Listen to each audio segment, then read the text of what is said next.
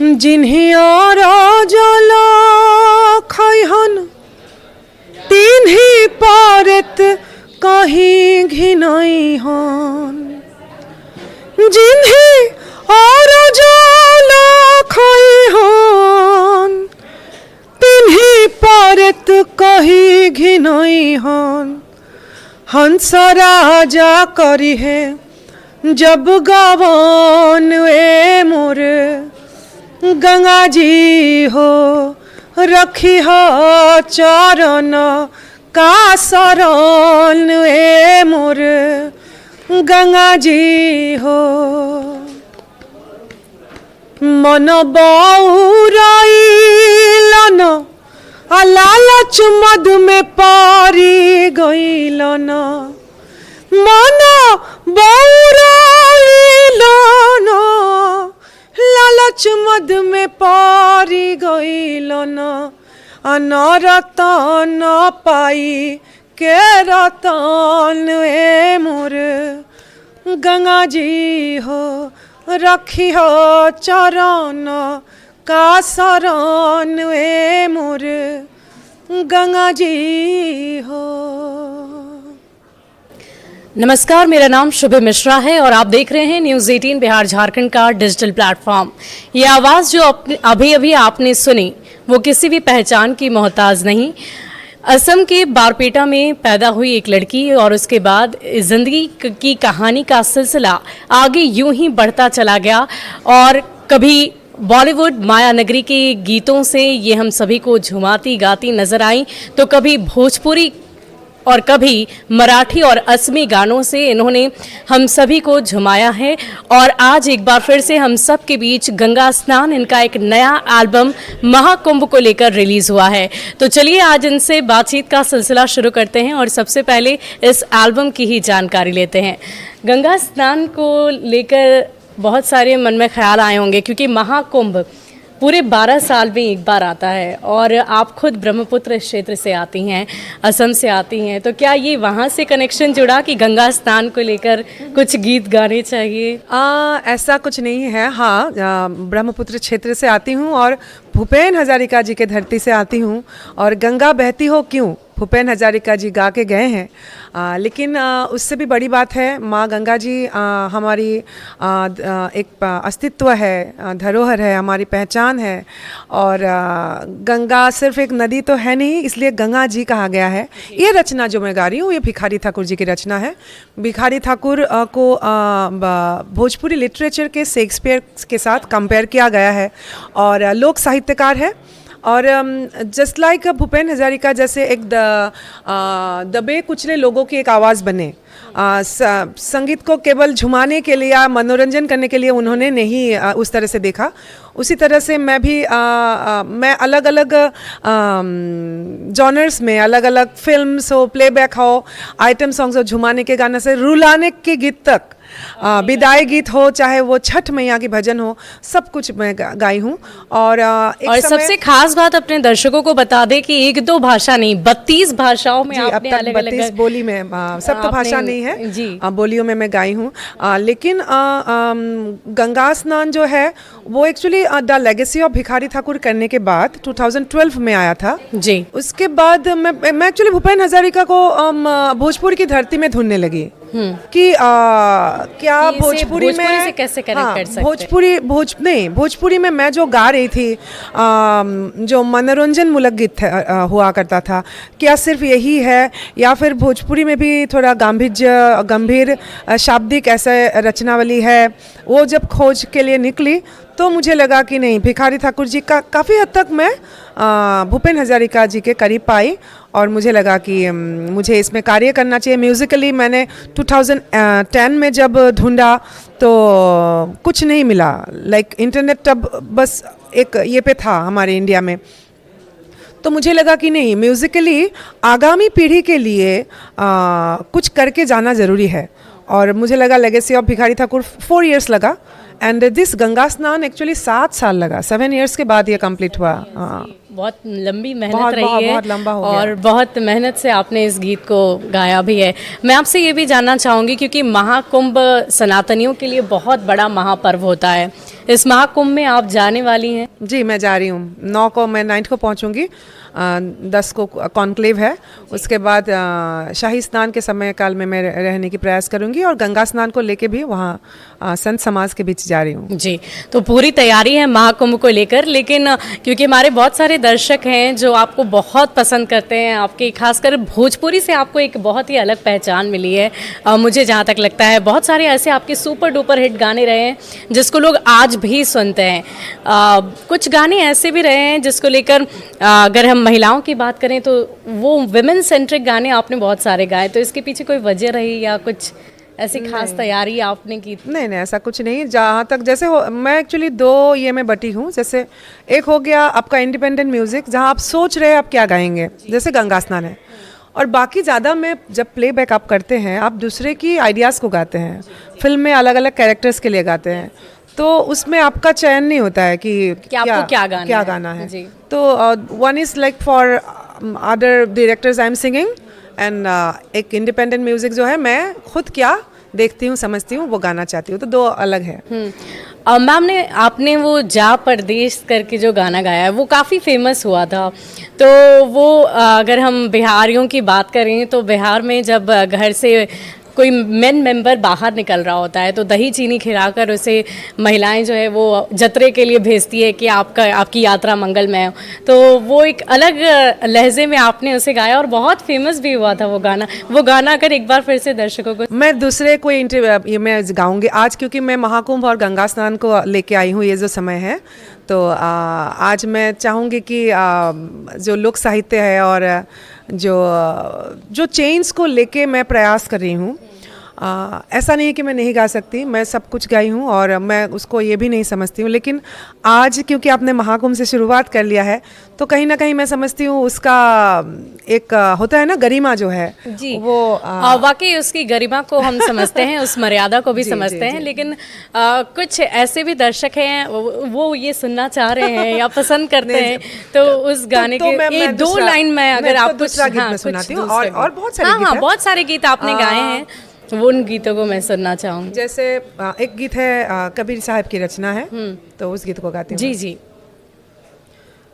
कबीर खड़ा बाजार में मांगत सबकी खैर, ना किसी से दोस्ती और ना किसी से बैर। कबीर कहे कमान को 2 बातें सीख ले, कर साहिब की बंदगी और भूखे को अन्न दे। हो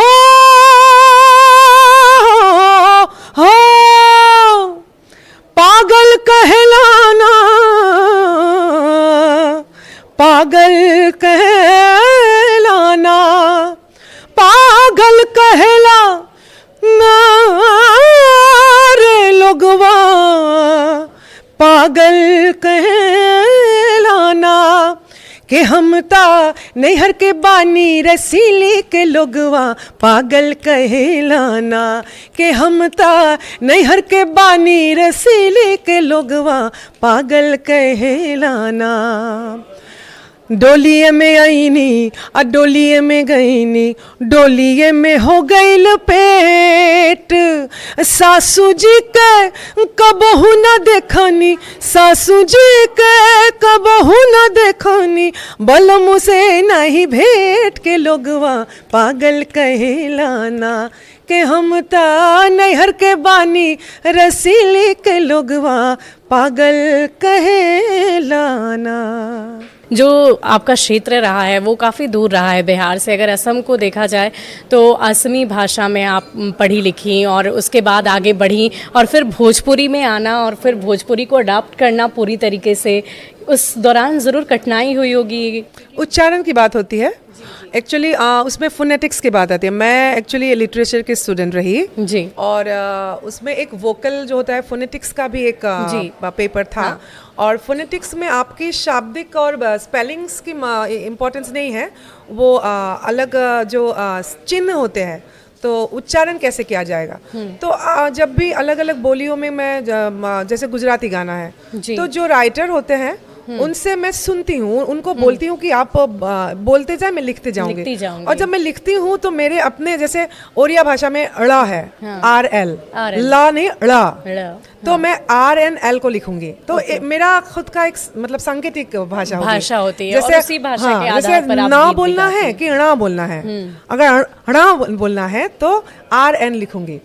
तो कभी कभी वो हिंदी इंग्लिश मिक्स करके मैं उसको निकालती हूँ। मैम, अब गीतों की बात हो रही है तो एक गणेश के पप्पा की बात कैसे नहीं होगी, वो आपका बहुत ही फेमस गाना रहा है।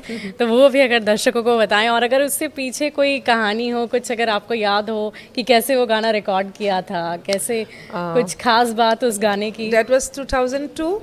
कहानी इतना ही है कि I was struggling to prove myself and every song जो मुझे मिल रहा था उसमें बेहतर से बेहतर परफॉर्म करूं, वही चाहत रही। तो ना हमसे भंगिया पिसाई गणेश के पापा का मतलब मुझे कुछ भी समझ में तब नहीं आया था, लेकिन उच्चारण को फॉलो करते हुए मैं विनय जी की गाई। ना हमसे भंगिया हो, ना हमसे भंगिया पिसाई गणेश के पापा हो, नहीं हर जात बानी दुखाला कोमल हमार कलाई गणेश के पापा सच कही बात मानी। भंगिया धतुरवा राउर हमसे ना पिसाई, बसहा के डोरी धोके घूमल न जाई, काहे करे अखिया हो, काहे करे अखिया लाल गणेश के पापा, काहे खिसियात बानी। ना हमसे भंगिया पिसाई गणेश के पापा हो, नहीं हर जात बानी। तो आपने स्पिरिचुअल गाने भी बहुत सारे गाए हैं, और अभी अभी कबीर वाला गाना भी आपने सुनाया। महाकुंभ को लेकर भी आपका ये गंगा स्नान का एल्बम रिलीज़ हुआ है। इसके बाद अगर हम भोजपुरी की खास तौर पर बात करें, क्योंकि अब आप भोजपुरी की सीनियर गायिका हो गई हैं, तो अक्सर लोग ये कहते हैं कि भोजपुरी में अश्लीलता काफ़ी ज़्यादा है। तो इसको लेकर आप कुछ सलाह देना चाहेंगे अभी के सिंगर्स को? कई बार ऐसा देखा गया है कि वो टारगेट करके गीतों को बनाते हैं, गाते हैं। मैं सलाह किसी को देने में विश्वास नहीं रखती हूँ। हर एक का अपना पर्सनल चॉइस है, पर्सनल लाइफ है। और शिक्षा की महत्व की बात ज़रूर करना चाहूँगी जी, क्योंकि आप जैसे जैसे शिक्षित होते जाएंगे आप खुद चूज़ करेंगे ना वर्ड्स को। तो जहाँ तक मेरी बात है तो वो अपने ऊपर मैंने एक लाइन मैंने खींचा कि 2011 1 जनवरी से मैं शब्दों की चयन करूँगी। वाकई एडवाइस की बात मैं नहीं कर रही हूँ, मैं ये कह रही हूँ कि भोजपुरी इंडस्ट्री को अश्लीलता को लेकर बहुत सारी चर्चाएं होती है। कहा जाता है कि बहुत अश्लील गीत बनाए जाते हैं और इसीलिए लोग भोजपुरी उतनी तरीके से नहीं सुन पाते, वो मर्यादा भोजपुरी खोती जा रही है। मर्यादा तो सिर्फ गीतों की बात नहीं है, मर्यादा अभी अभी मैंने मुझे बहुत गुस्सा आया। देखिए आर्टिस्ट जो न्यू जनरेशन के आर्टिस्ट है अंदर से क्या मानते हैं आई डोंट नो, जब सामने आते हैं मुझे बहुत सम्मान दिखाते हैं और मैं समझ लेती हूँ कि हाँ मुझे सम्मान करते हैं। लेकिन वही बहुत सारे आर्टिस्ट ऐसे हैं जो अभी मैंने देखा एक मेल आर्टिस्ट को एक डांसर की जो पर्सनल पार्ट्स है, बॉडी पार्ट्स, उसको टच करते हुए मंच के सामने। भोजपुरी आर्टिस्ट जो है हमारे कहीं ना कहीं शिक्षा की कमी है। तो शिक्षा की कमी है और इसी की वजह और से मेरी इस बातों को इन बातों को बुरा लगेगा उनको। हाँ, लगेगा बहुत आई है कहीं से शिक्षित बन के, ऐसे सोचेंगे। आपने पूछा मैं बोल रही हूँ, लेकिन ऐसा भी नहीं कि मैं बहुत शिक्षित हूँ जी, बट कहीं ना कहीं आप जब बड़े बड़े लोगों की ऑटोबायोग्राफीज पढ़ने लगेंगे, आप इंस्पायर होंगे, तो ऑटोमेटिकली आपका टेस्ट लाइफ में चेंज होता जाएगा ना। हाँ, हाँ। और मैम क्योंकि गानों की बात हो रही है, जब एक गायक हमारे सामने बैठा हो, गायिका बैठी हो, तो जाहिर सी बात है गाने कम पड़ जाते हैं सुनने के लिए, लेकिन गाने ख़त्म नहीं होते। एक और गाना मैं आपसे सुनना चाहूँगी, पंडित जी बताई ना हमार ब्याह कब हुई। ये गाना भी ये फिल्म था, इसमें मैंने, ये मेरा गाना नहीं है, अच्छा, ये आपने ये गाना किसी नहीं और ने गाया है, लेकिन ये फिल्म में मैं को कुछ और गाना गाई हूँ, मुझे याद नहीं है अभी। ये गीत मैं नहीं गाई। अच्छा। तो सोशल मीडिया का माम जमाना है, इंस्टाग्राम पे बहुत सारे रील्स वायरल होते हैं, और रील्स पर आपका एक गाना वो मरून कलर साड़ी को लेकर बहुत वायरल हुआ था, तो उस गाने को एक बार अगर दर्शकों को सुनाना चाहें तो। जी। देखा तानी मीठी मीठी मुस्की तुम्हारा तारा, टुक टुक ऐसे काहे निहारा तारा। देखा तानी मीठी मीठी मुस्की तुम्हारा तारा, टुक टुक ऐसे काहे निहारा तारा। काथी चले तोरा मन में सांवरिया हो, काथी चले तोरा मन में सांवरिया हो। देन मेल लाइन आता है जो कि नीलकमल सिंह ने गाया है। हटे हटावा लेना हटे नजरिया हो, जान मारे जान हो मरून कलर सड़िया। कि शारदा सिन्हा जी का निधन हो गया, वो हमारे बीच नहीं रही, तो उनको आपने अपने तरीके से श्रद्धांजलि अर्पित की थी, और कुछ ऐसी याद उनके साथ है जो आप हमारे दर्शकों के साथ साझा करेंगी? कभी उनके साथ कुछ गाया हो, बैठा उठा हो, कुछ ऐसी दिलचस्प, कुछ ऐसी कहानी? एक साथ गाने की मैंने प्रयास किया था, मेरी तरफ से पहल थी, लेकिन वो हो नहीं पाया। लेकिन मैं मिली हूँ उनको, शायद मैं 2 बार मिली हूँ, और बहुत साल पहले इस दिल्ली में ही टी सीरीज़ का कोई शूटिंग था, कोई अनुष्ठान था। तब भी मैं उनके अंदर ना एक बचपना, एक जो छोटी बच्ची नहीं होती है, ऐसा मैंने उनमें एक चुलबुलापन देखा, और बहुत ही ज़्यादा उत्सुक, मतलब वो क्या गा रही है, गाएंगी, ऐसा मुझे तब इतना मुझे याद है। बाकी अचानक से वो मतलब खबर आया कि मतलब मेंटली मेरे साथ ही शायद कोई भी प्रिपेयर नहीं थे, और मुझे ऐसा लगा था कि नहीं, उनको और 5-6 साल रहना चाहिए, और भी उनको गाना चाहिए, या फिर होता है ना कि उनकी शैली को आगे और कौन गा के ले जाएंगे। हालांकि अपने आप में वो दूसरे कोई शारदा सिन्हा जी नहीं बन सकते हैं, लेकिन फिर भी बहुत दुख है, बहुत अफसोस है। और अगर भोजपुरी गीतों को हमने सुन लिया, आपके बहुत सारे एल्बम्स के गाने भी हमने सुने, बॉलीवुड में आपका सफ़र कैसा रहा? क्योंकि बहुत सारे गाने आपने बॉलीवुड में भी गाए, बेगम जान फिल्म का गाना, गंदी बात का गाना, बहुत सारे गाने आपने गाए हैं। जी, बॉलीवुड में जो कि मुंबई पहुंची थी, तो उससे पहले, लेकिन मैं फर्स्ट कॉल बॉलीवुड में गा नहीं पाई। मैं भोजपुरी बोल के सोच के मैं नहीं आई थी आसाम से। जी। लेकिन अब 1 साल के अंदर ही मुझे गणेश के पापा के बाद एक नया यात्रा शुरू हो गया भोजपुरी का, तो उसके बाद मैं बॉलीवुड में और ध्यान नहीं दे पाई, क्योंकि आपको लगे रहना पड़ेगा ना, प्राप्ति जरूर होगी, तो बॉलीवुड में इसलिए मेरा ध्यान नहीं रहा, समय ज़्यादा नहीं मिला।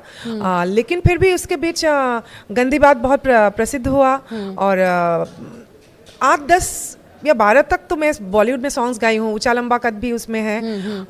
लेकिन फिर जो गाना चाहती थी उस तरह का गाना जैसे बहुत मिला नहीं मुझे, या फिर मैं लगी नहीं रही।